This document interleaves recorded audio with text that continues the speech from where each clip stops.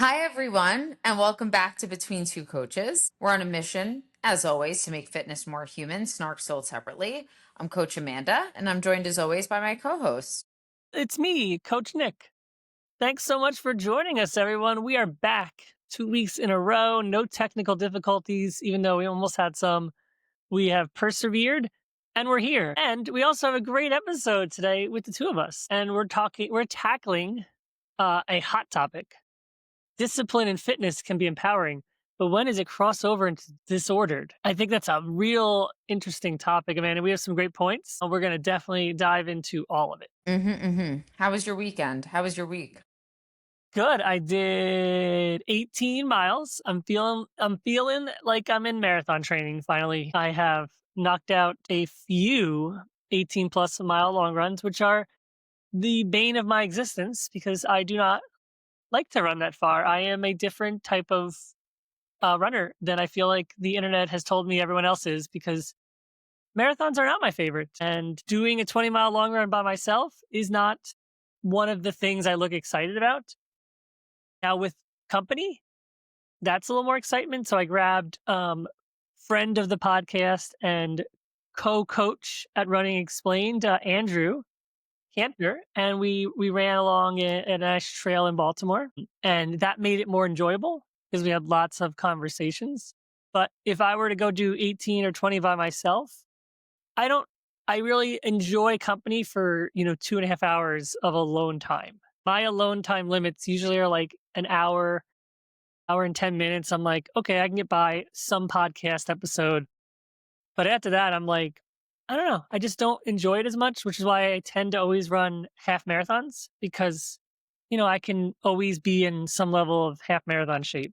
But Mm. I feel like to do a marathon, I need to do, these longer runs and I just don't always have the desire to. I get in moments, like every time I run a marathon has been like this brief period where it's like, all right, Nick, I want to run a marathon. And for 4 to 6 months, I'll commit to doing some long runs and stuff. And then afterwards, I'm like, all right, I'm not doing that for a while. Are you going to retire from the marathon? No, because there's some. So the other part is there's ones I want to run that seem fun. Like Big Sur doesn't have a half. That sounds like something fun that I would like to do at some point, even though it's a marathon. So at some point in my life, I think it's a lottery now, so it makes it more complicated. But like some races like that where I've wanted to do or visit a city that sounds fun that only has a marathon or the marathon is interesting, like I'll get myself up to do one of those. But like I don't think I'll do another one in the spring. I think, doing Boston this year and now doing Marine Corps, I'm sort of Yeah, you're burnt out, man. let's do anything else. Like there's plenty of half marathons. Usually they're at the same race where there's a marathon and I'll just do that. hmm So that happened and we hosted some of my running friends over my house. Well, a running couple and their two kids. And I made some pizzas on the uni, which is my favorite thing to do. The Bake my own. uni is a pizza oven Yes. specifically. Okay. It's like one of those, it's like a portable one. So it's like this big and I keep it on my like deck, but like, so it sits outside. It like gets this 800, 900 degrees and cooks the pizzas in like a minute. So it's only for pizza making. Like you No, can't you make can do anything anything. else? Like it can, the What else have temperature. you made on it? I've made steaks in it. You could cook. I haven't done it, but you can make bread in there. You can do lots of like different things. It's good in the summer because instead of like making my house super hot with the oven, I can just go outside and toss this thing in, a 600 to 700 degree pizza oven and cook things pretty quickly. But I generally make pizzas in it because I like pizza time and I like making my own dough and my own sauce and like doing the whole Yeah, you're thing. very creative. And, I caught up with some friends who I met through running in the running club here. We've hung out with for now 12 years. So that was fun. And yeah, it was a good week enjoying things. Watched some world championship marathons. Well, I caught the tail end of both races because both times I forgot and then was like, oh crap, it's on. And I turned on and saw like the last mile. So wasn't a great fan, but caught up later. You So and yeah. me both. Yeah.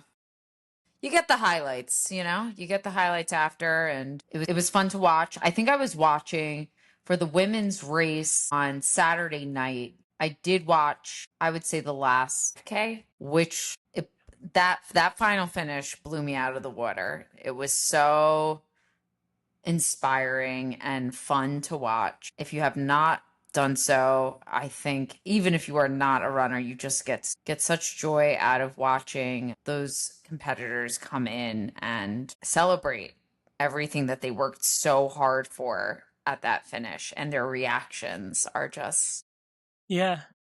It's cool. priceless. I love that they finished on I thought it was weird they're finishing on track, but since both races came down to, like, a sprint finish, it actually worked out super cool. Yeah, it's very Eugene of them. Very Yeah. nice. And then the thing is watching a marathon to some people is, like, not their cup of tea because it's long and not a lot happens. I wish there was a better way to provide coverage for a race like that because, like, Mm, the only people who get the real experience are the runners in the race who are understanding what's happening. They're like, "Oh man, we were running 5:45 miles and now we're running 4:45 and everyone picked it up by a minute. Can we hang on? And how am I going to break?" So like the runner gets that experience of the race, but like all of us watching from home, they always have a commercial break at the wrong time.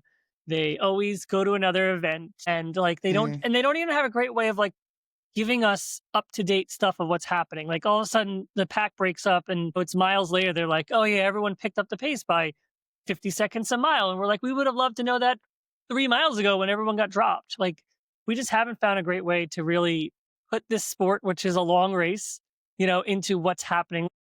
Use football, for example, like every play is like an excitement. It's easy to explain what's happening. You watch it and you understand. It's hard in running to kind of catch what's going on. And it's like a great recap later where you look at someone's splits and you're like, oh, that's what happened. Like, anyway, it was yeah, fun, inspiring. I agree. I agree. Very inspiring. And I also think I wish there was a way to make the coverage more fun. But in the same, I don't know how we define fun because sometimes I'll be sitting in our living room when football is on, not by my choice, but by my husband's. And because I'm a flexible girl, I'm like, oh, yeah, you can keep that on. Meanwhile, all I want to do is watch paint dry. And it's on, and I'm like, and I listen to the commentators. I'm like, you, sir, have maybe three brain cells. Just like the things that they say. And I watch incredibly intelligent people watching these sports. And I'm like, are y'all listening to the commentators? I don't think some people are, No. including like my husband is not listening to hardly anyone. So the words are not really entering his brain. It's just so strange to me. No, you're right. I mean, in football, for Like, example, like they just talk so much and they have to kill so much airtime because yeah. there's only like 45 seconds a play happens and the play lasts for 6 seconds and then they have to talk for 40 seconds. Yes. I Yeah. just wish they would take a page from the Book of Silence Yeah. sometimes. True. So anyway, so all that to say, big weekend for running, and it was wonderful to watch them. And I'm glad you had a good long run, and you had it with friends. Yeah. How was your weekend or week? Week was good. I'm feeling like I've worked very hard, feeling like I'm working a lot, feeling a little tired, and frankly, looking forward to sleep tonight. That's Yeah. really Well, we're in a high time professionally. A lot of folks sending them off to Berlin and Chicago and New York City, and a lot of local races, and also just in-person stuff for me here outside of my running profession life, doing to have a couple of evening gigs, being on set, and navigating my personal life and personal training. So hey. no news is unlike you. I really can only run with a handful of people, like the smallest hand. If a hand had like three fingers on it, I have mainly one training partner, Erica, and she is not running the New York City Marathon anymore. So it's been me solo because I have not sought out a running partner because I actually don't mind running by myself. So this weekend was another 21 miler, and it was by myself, and it was fine. Yeah, that's great. Look at all these details you shared with the people. We love it. We got a So real many glimpse into your details. week. So much So personal there. much joy. So much joy. Yeah. So thanks for sharing, Amanda. It was fantastic. You're welcome. Shall we have a little grievance? I might have a little grievance. Do you have a little grievance? Are you No, grieving? You're I'm fresh out of I'm too grievances? tired. Yeah, I'm too tired for She's too this. tired to grieve in. This world has is exhausting me. It's These people are exhausting me. I am hosting a block party every night on my Instagram and on my TikTok.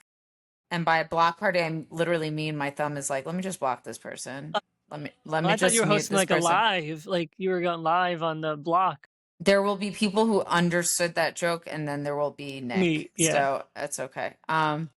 Yeah, some of these people, their voices, I'm like, you need to we just need to you just need to not be feeding my algorithm. I need to keep you moving. No, I don't have any main grievances. I think everything I've aired already on social media. I know that we had our dear friend Holly have to debunk a popular running influencer who also happens to be sponsored by UCAN, another, in my professional opinion, a pretty problematic sports nutrition company when it comes to marketing and how they scam people. That would be my only grievance, would be that situation with Yeah. that influencer. I was just gonna say along those lines, I think like I feel like there's this blurred line of like sharing your journey versus the influence you have over others and not acknowledging that and the position you're in, right? I think because the influencer to coach to nutritionist to strength coach pipeline Yeah. is so deep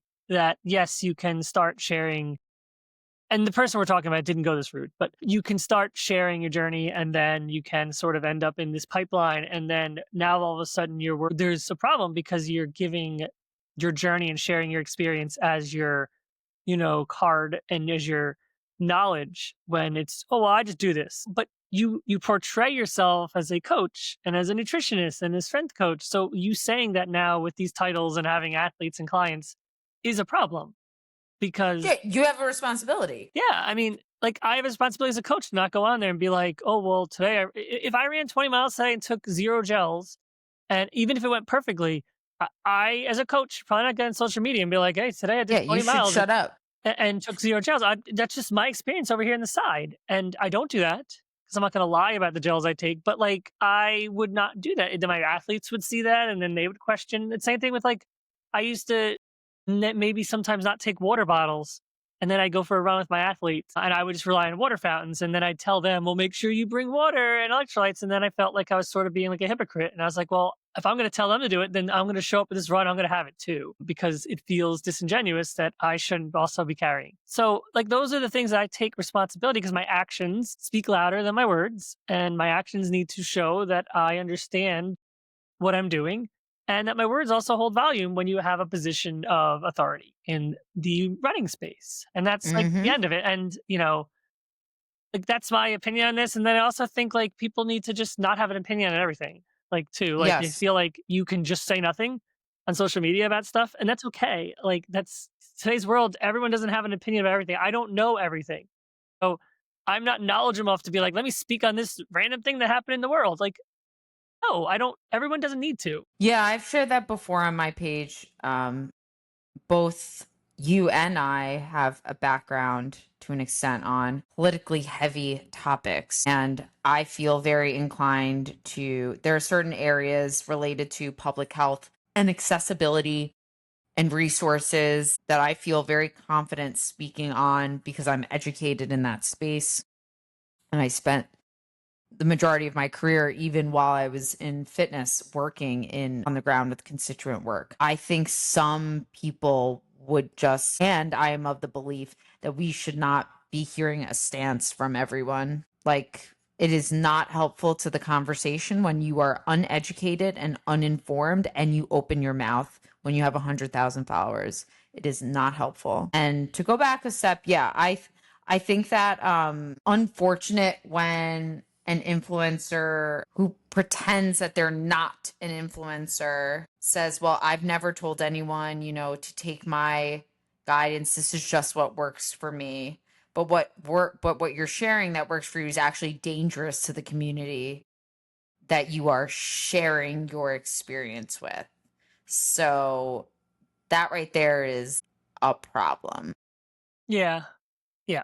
I agree. And I think, like, I don't know, there's like a little bit of everything for me here. But like, I think sometimes if it's just like someone who doesn't want to ever be a coach or be an expert in the field of some sort, and you just want to share Mhm. your journey and someone wants to listen to you, that's not your fault, right? Like, if you just share your running all the time and you don't have any area where you're like monetizing your podcast or your coaching services and you just like, oh, I don't take a lot of gels, like that's okay. That's you sharing what you're doing. I mean, you're not coming with a position of authority towards that statement, right? Mhm. Mhm. So, Mhm. anyway, minor grievance this week, but that was where we're grieving. Shall we head on to the topic du jour? Yeah, let's talk about it. So, if you go back to, we've covered discipline and disordered a lot.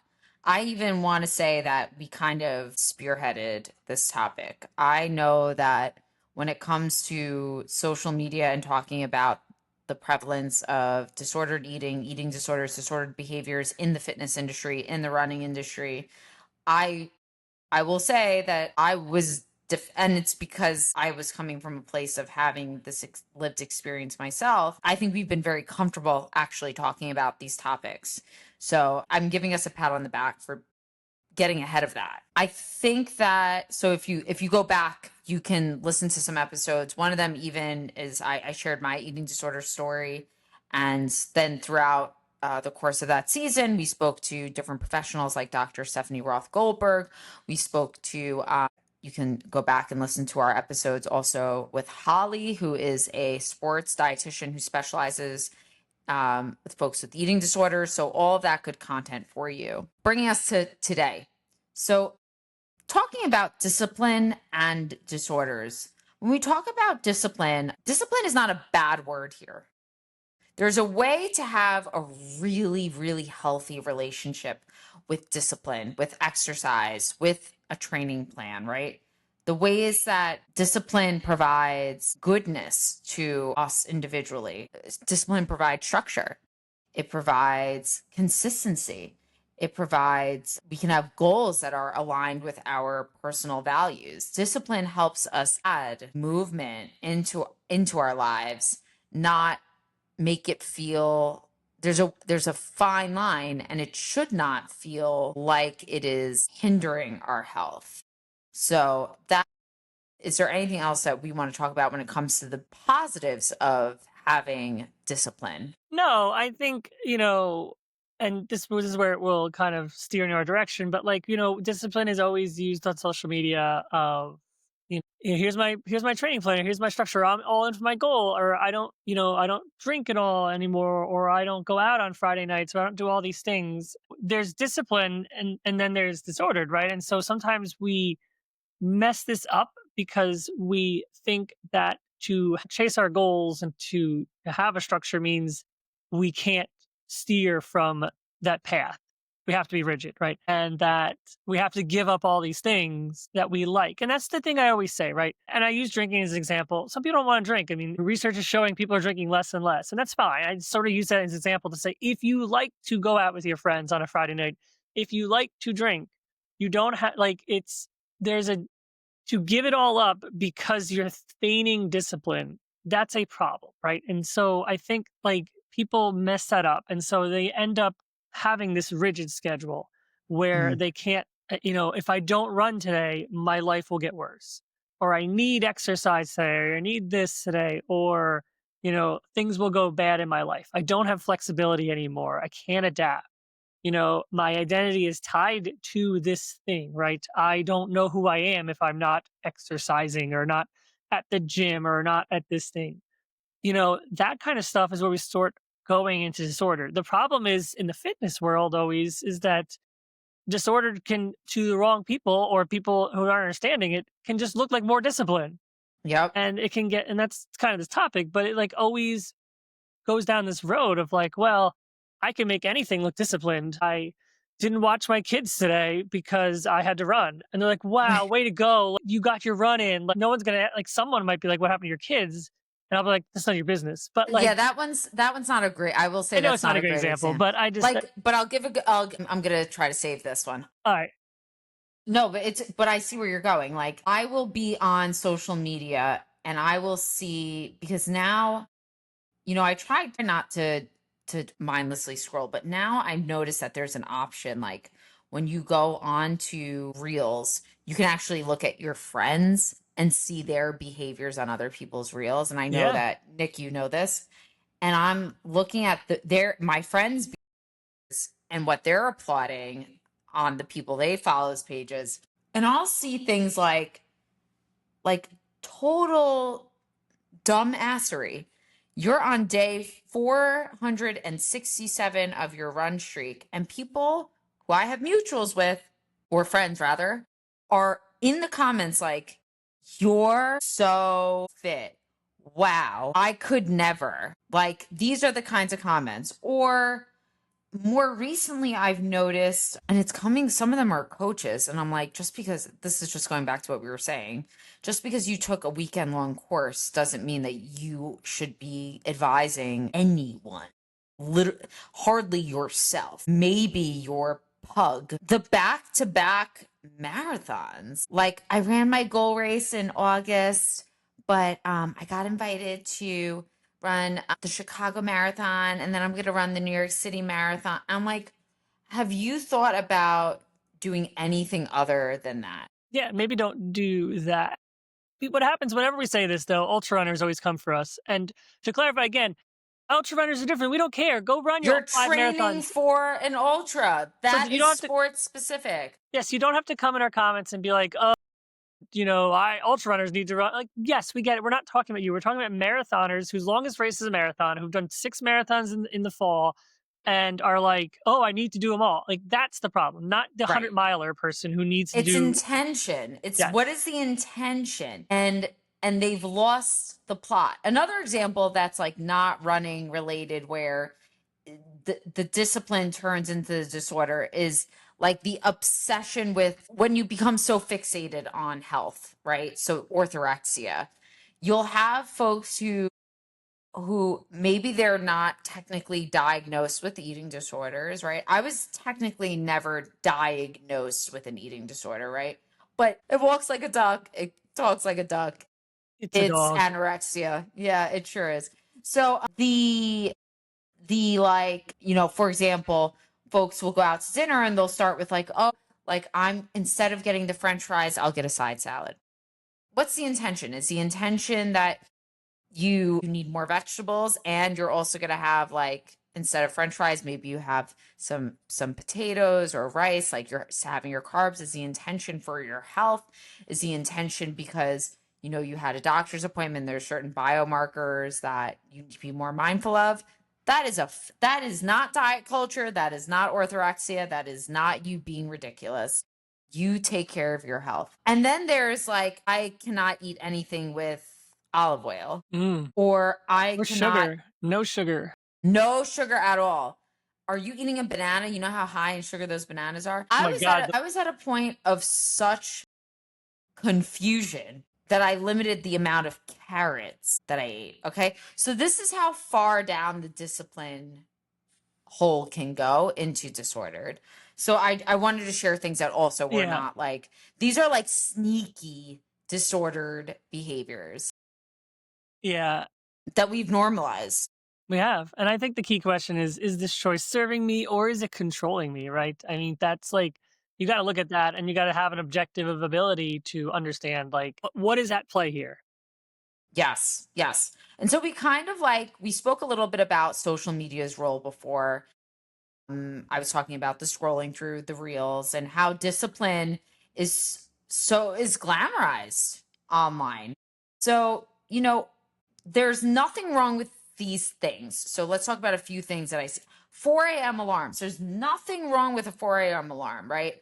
That is a tool that so many of us use to make sure that we get movement in throughout our day, right? But what is the intention behind this, right? Let's take it a step further. The never miss a day culture of movement, right? Like Pilates on their rest days, Yeah. or having to hit a certain step count if the person is in a state of injury, and substituting a run with some sort of chaotic cross training that we've spoke about before. 40 minutes of rowing, 30 minutes of aqua jogging, 2 hours of swimming, This 40-minute equals cycle a class. 10 Yeah. mile long Yep. run.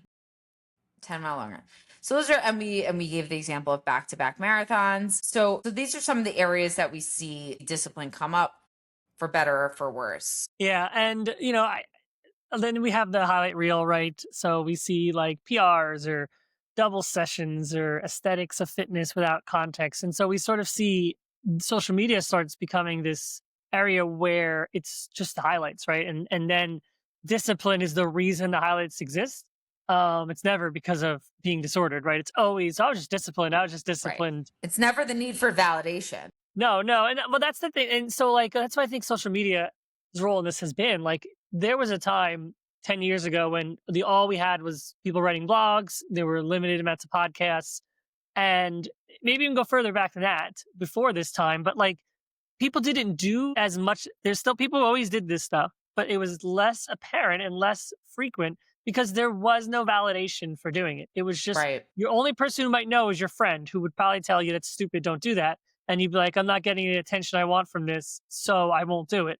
Versus now, your friend says, that's stupid, don't do that. And you go, well, 4,000 people on social media liked it that I did it. So what do you know, friend? And, they'll go on social media and they'll get their validation that way, or they'll get their kudos, they'll get their praise. And a lot of this is done because every person is trying to ramp up on top of the next person on social media. Look what I did. Now look what I did. And if that doesn't exist, because it didn't, and there's a time in running, there were still runners, even before this boom, many Hmm. runners, and none of us did, a lot of us didn't do this stuff because there was no reason to. There's no reason to go get hurt or risk our goals because no one was going to give us the praise that we needed. So Mm-hmm. social media has really sort of kind of ramped up, this validation highlight reel behavior. Mm-hmm. Mm-hmm. So we're talking about like some of the red flags that we see.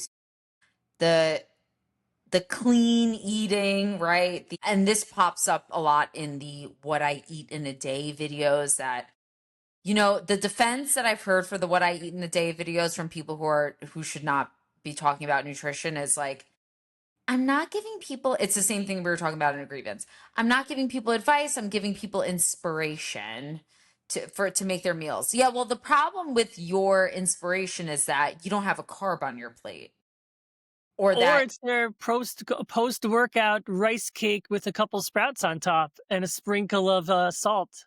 what are we doing? What are we doing? So it's coming from, it's just disordered eating in disguise or overtraining that is masked by this phrase like no excuses, no days No off. excuses. It's hustle culture and the aesthetic of fitness, which I talk about until I'm blue in the face, versus actual fitness versus actual health, right? And let's talk about where we see these, like, that's what we see in content on social media. But of course, we see it IRL in real life in our athletes. We have a few things that we wanted to touch on here. I'll start with some of the anxiety and guilt that I hear from athletes, if in anticipation of potentially missing a workout or after they've missed a workout. Do you experience that with your athletes, Nick? Oh yeah. I mean, there's a lot of times people apologize for missing a workout or something, and I'm like, you don't have to apologize. This is literally your journey. I'm just here to support you, and I'm usually encouraging you to do that because you Take needed more to. rest. Yeah. So it's like they're always shocked when I'm like, no, that's fine, that's great. Good job. Way to be smart. And like they're like, no, no, I didn't do the workout. I'm like, no, no, I read it. Don't worry. I know.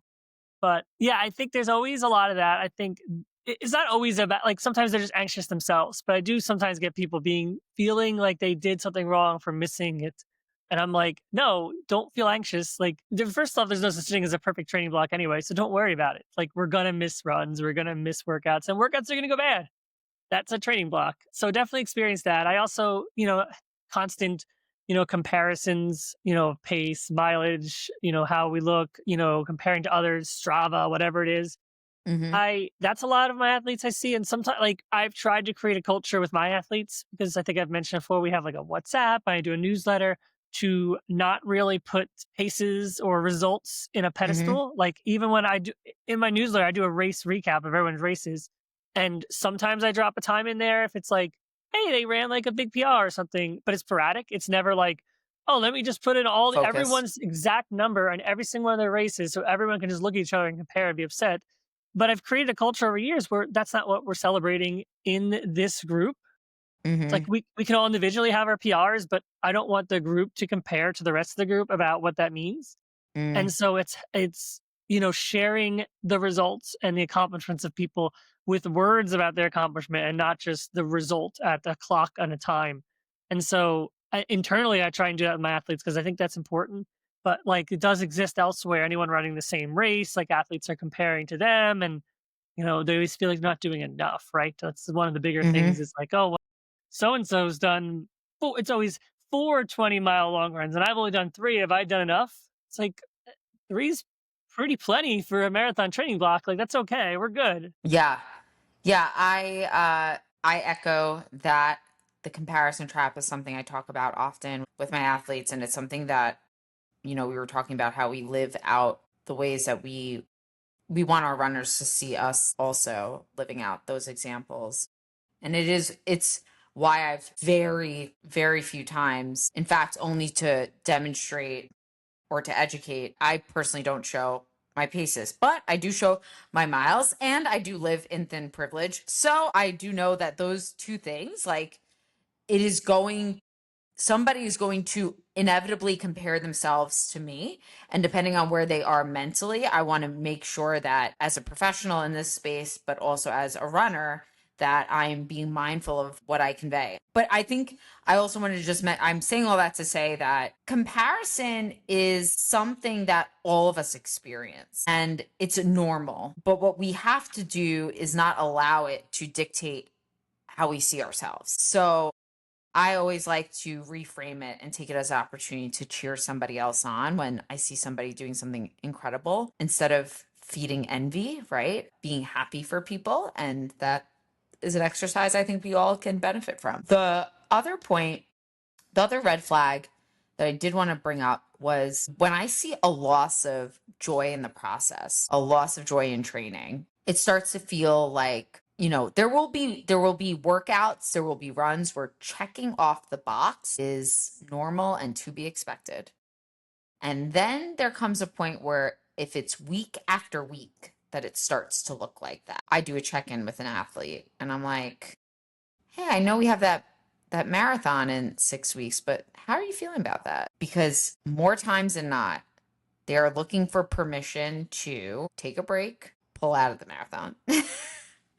Or some sort of combination of I'm burnt out, here's why. Here's where we have to roll back on intensity, roll back on mileage, pivot on the plan, you know? Your heart's Yeah, not in it, can't that. If it's not a hell yes, it's a no. that's true. And like we were saying, the words your athletes say are there always to kind of tell you how they're feeling. Runners are not usually short about their recaps of runs or just their experiences. And so when things are going bad or when an athlete doesn't want to do a race, it's on you as the coach to kind of pick up those words because there is a loss of joy and there is a fear around doing said race. They're waiting. Do they want confirmation? Because it does feel hard for an athlete to, admit they're having loss of joy or even not do a race. Some athletes will just do the race because it's again, it's disordered behavior and feels disciplined to do the race as opposed to, I don't want to do it. And I don't have this joy. What do you mean? I don't have to do it. Like, you don't have to do anything. Like, don't do the race. Yeah, that's right. It's not that it's not that deep, as we say. It's not that deep. Moving along to what we touched upon, intention. Why intention matters when it comes to discipline versus disorder. The why behind your discipline is important. Performance, health versus enjoy versus being afraid of not exercising, controlling either your body or feeling like you need to exercise in order to move through something that is occurring in your life. Body image. This is all where the fine line between discipline and disorder is present. Yeah, and I think we always talk about our why, whether it's why you're running, why you're showing up for classes, why you're showing up for fitness. And, we talk about that for many reasons because I feel like people's why shifts sometimes when they get more into the activity they're doing. In the beginning, why? I want some free time, or, I want to, have some time away from my family, or just some me time, or I really like chasing my potential, or, I always felt like I'd be a good runner. I just never had a chance, like all that stuff. Then as they get into it, all of a sudden discipline comes disordered. Now their why is I have to do 100 miles a week, or I Mm, have to, never miss a day, or I have to run 3 marathons this year, or I have to be Q, or I have, and it just turns into the why turns into something joyful. Like I want to do this for me versus I have to do this or else. right. And like that's the quick why transition that really sends you down this disordered path because you don't have to do any of this. Once you Mm-hmm. start adding half in there, you're sort of going down the wrong route. Mm-hmm. Mm-hmm. Few questions that I like to ask myself and that I have athletes ask themselves is, would you still participate in this if no one else was watching? Would you, is this making your life better, more abundant, bigger? Is it adding to your life, which Coach Nick and I always talk about? Or is it taking away? Is it taking away, Coach Nick? Yeah, I mean, those are the questions, right? I mean, think, if no one saw, would I do this if no one saw it? I think that's a great example earlier to what social media has done for a lot of people because I don't think a lot of people would even be doing half the things they do if no one saw it. If a tree falls in Mm-hmm. the woods, doesn't make a sound if a runner runs a 100-mile race, 200-mile race in the middle of nowhere and no one's allowed to hear about it ever. Would everyone still do it? Like you That's the can't tell analogy anyone, I you didn't can't do know I it. needed. You can't post about it, you don't get a medal, and there's no recognition of the race existing. Are you still doing it? Like that would definitely be a smaller list of people in that race. It is. It's definitely a And smaller list. not saying no one would do it. People would, It's the people me. who love it would still. I'm one of the people. So much so that my first marathon, not many people know this, but I almost, the week of the New York City Marathon, I almost decided I just wouldn't show up and just wear a bib and run like around like the day before or something. Like I was Yeah, going to figure it out. And I didn't, I was like, I just will do it by myself because I just liked training for it. And I'm I surprised you think, haven't run. Go ahead. and my mom was like, you're not okay. I was You're gonna going to be say fine. I'm surprised you haven't run under an alias yet. Um, in your races, like you have a fake name you run under. That's a good idea. Yeah. What would I your don't fake think name be? I'm not telling anyone. Trying to get it out. I hardly want to tell anyone my real name. That, but it's so true. What you said is so true. So true. So when we need more support, how do you know if you may fall into this category? What are some warning signs to look out for? Or maybe just it's time to talk to someone. If you are constantly in an injury cycle, right? A lot of fatigue, burnout. If the rules around food and your body and exercise are starting to control your life, if you're feeling some type of way, even to take a rest day, if there's more fear around taking a rest day than there is if you didn't, and the types of professionals that we've also highlighted in our community, we had the Fantastic Four episode with Holly and Vicky. You can listen back there. That's physical therapists and running physical therapists and a sports dietitian. We've also had Dr. Stephanie Roth Goldberg on to come from the mental health professional capacity. And I do want to say something because I hear this a lot. And I was talking about accessibility earlier. I recognize that not all of these resources, including the resources of Nick and I, are accessible to everyone. But I'm going to call some people out on their shit because they need to hear this. Y'all are spending a lot of money on these big marathons. And I'm not going to sit here and tell you how to spend your coin. But investing in your health in even one of these small ways, because every professional I just mentioned, including myself and Coach Nick, have different tiers of support that we can provide, is worth your coin. Yeah. Um, yes. I mean, on top of that, like shoes, people are spending $500 on one-time use shoes. We did a post already explained about, things that are not necessarily needed that are expensive, and everyone was arguing about us about Normatec boots being a necessity. They're about Ridiculous. $1,000. So it's fine. I mean, if that's your necessity, it's fine. But again, then you're spending all this money you can afford to not and get the things you need in your life to take care of your health. Because I guarantee you, mental health therapist, a coach, a dietitian is much more helpful for you than putting Normatec boots on to heal Every all time. your little injuries. But that's aside. But so people are spending lots and lots of money around all this stuff. Yes. And, going to run New York City Marathon or every world major is not cheap. So we definitely need to then, maybe reprioritize what we spend our money on when needed. Ask for help, right? Normalize asking for help.